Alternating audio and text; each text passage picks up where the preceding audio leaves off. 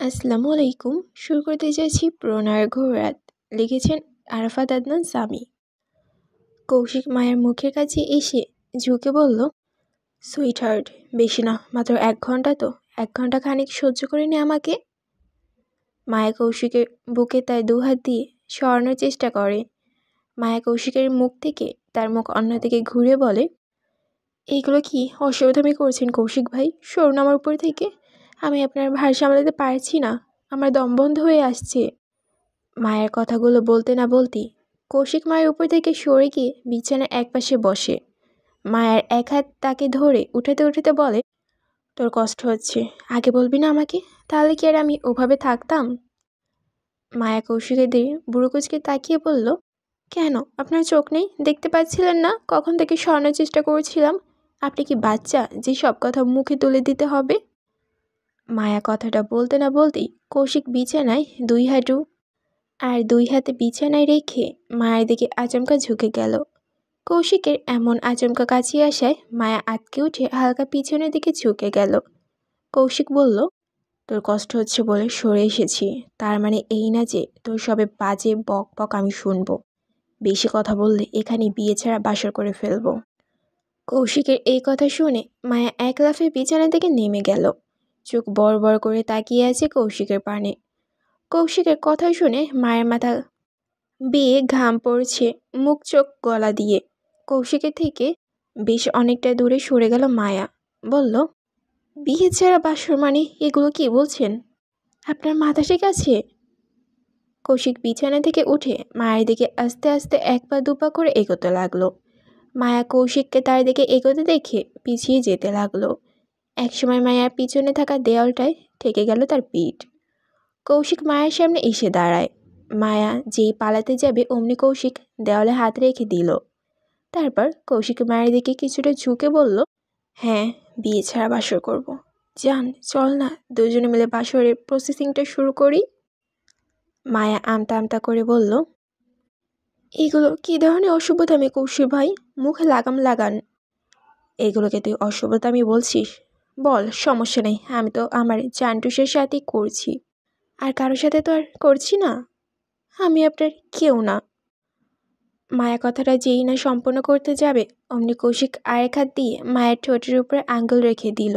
বলল, অনেক হয়েছে, এগুলো আর বলিস না। মায়া ছাড়া এই কৌশিক একদম অসম্পূর্ণ।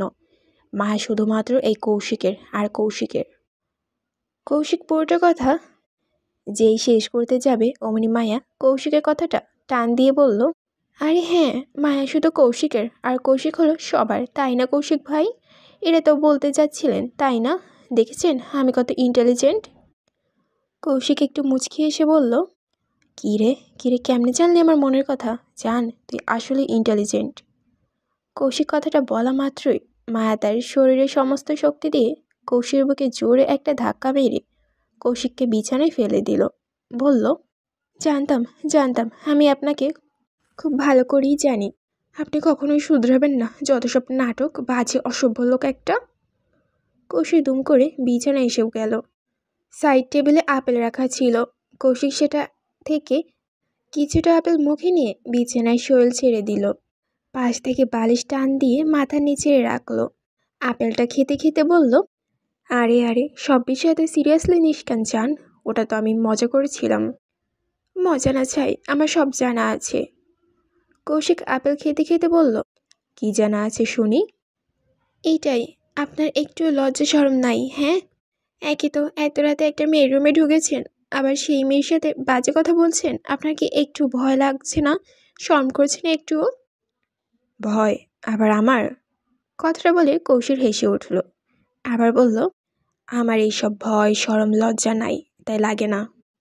নির্লজ্জ লক্ষ্য থাকার। হ্যাঁ, আর কিছু বল। অসভ্য।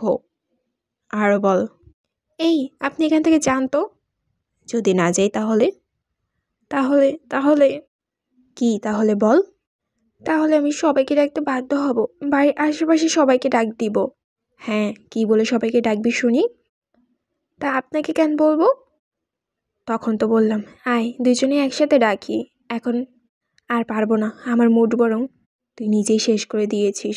তুই এখন একাই ডাক, এখন আমার গলায় আর শক্তি নেই। মায়া এবার কৌশির কাছে এসে বলল, কৌশির ভাই যান না প্লিজ, এত রাতে যদি কেউ আমাদের একসাথে একই রুমে দেখে ফেলে তাহলে অনেক বড় সমস্যা হবে। আর আমি চাই না আমার কর্মকাণ্ডের ফলে আমার মা বাবার উপরে খারাপ ইফেক্ট পড়ুক। প্লিজ এখান থেকে চলে যান আপনি। আগে বল ভালোবাসিস আমায়, তাহলে কোনো কথা ছাড়াই এক দৌড়ে চলে যাব। সম্ভব না, প্লিজ আপনি চলে যান প্লিজ। তাহলে আমি যাব না, তুই যা করার করে নে। মায়া এবার বেশ রেগে গেল, বলল, তাহলে থাকেন আপনি এই জায়গায়, আমিই চলে যাচ্ছি। মায়া কথাটা বলে যেই যেতে যাবে অমনি কৌশির বিছানা থেকে এক লাফ দিয়ে উঠে মায়ের এক হাত ধরে ফেলল। আরে আরে কোথায় যাচ্ছিস আমাকে একা রেখে? মরতে যাচ্ছি, যাবেন? কেন মরতে যাবি? আমার মন চাইছে তাই। তোর মন চাইলে তো আর হবে না। আমার মন, আমি যা মন চাইবে তাই করব, আপনার কি?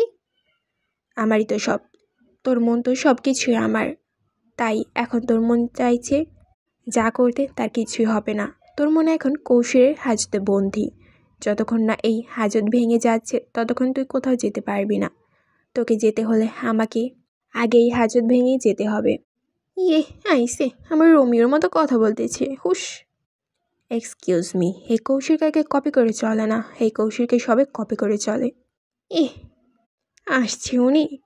মায়ের কথাটা বলতে না বলতেই কৌশির এক টানে মায়াকে তার দিকে টেনে নিল।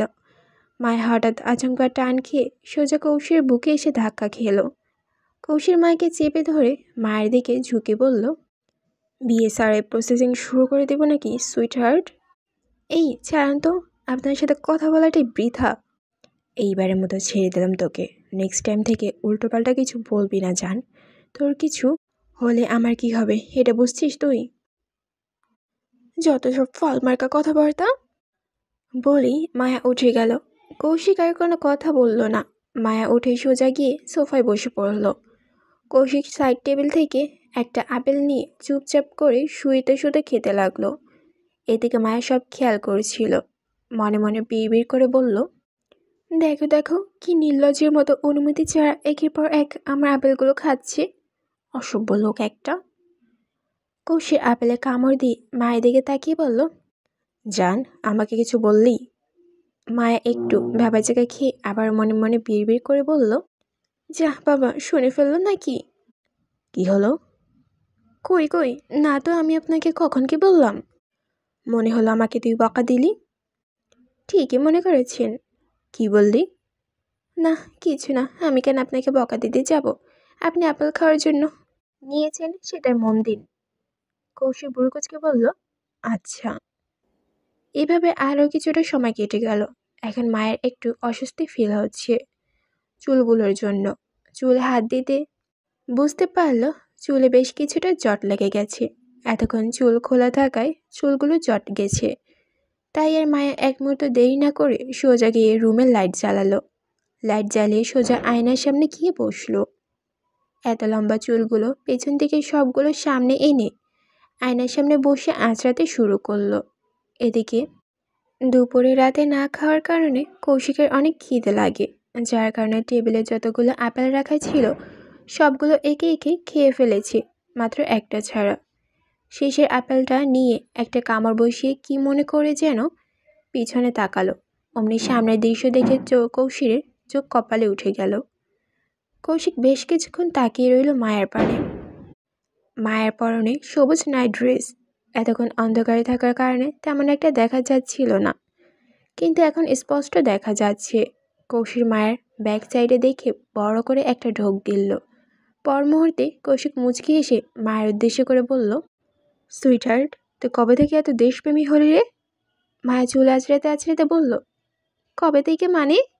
না মানে গাঢ় সবুজের ভেতরে গাঢ় লাল পরে নিলি, একদম ঠিক যেমন ভাবে আমাদের জাতীয় পতাকার পুরোটা সবুজ জুড়ে তার ভেতরে মাঝে গাঢ় লাল থাকে ঠিক তেমনই। কৌশিকের কথা শুনে মায়া হালকা ঘাড় ঘুরিয়ে বলল, কি বলছেন এইসব বুঝলাম না। কৌশিক মিটিমিটি হেসে বলল, বুঝতে হবে না তোকে। হ্যাঁ তোকে সুন্দর লাগছে আর হটও লাগছে এই নাইট ড্রেসে জান। মাথা ঠিক আছে? কী সব আজে বাজে বলছেন? আজে বাজে না রে জান, দাঁড়া তোকে আমি একটা গান মনে পড়েছে, দাঁড়া বলছি। কৌশিক যেই না গানটা বলতে যাবে অমনি মায়া বলল, দেখছেন না আমি চুল আঁচড়াচ্ছি, আমি এখন দাঁড়াতে পারবো না। আরে তোকে দাঁড়াতে বলি নাই, তুই বসে থাক আর গানটা শোন। আচ্ছা তাহলে শুনি। কৌশিক গান শুরু করলো। লাল সবুজ বিজয় নিশান, তাই আমার হাতে তোর ওই লাল ওইটার ফিতা খুলে বেঁধে দে। মায়া কৌশিকের দিকে ভ্রু নাচিয়ে বলল, আমার ওই লাল ফিতাটা মানে? আর এই গান এমন হলো কবে থেকে শুনি? গানের কথা বাদ দে জান, ওই যে তোর ওইটা, ওইটা দেখা যাচ্ছে রে জান। ইস। কৌশিকের কথাটা শুনে মায়া আবার বুড়ো কুচকাল।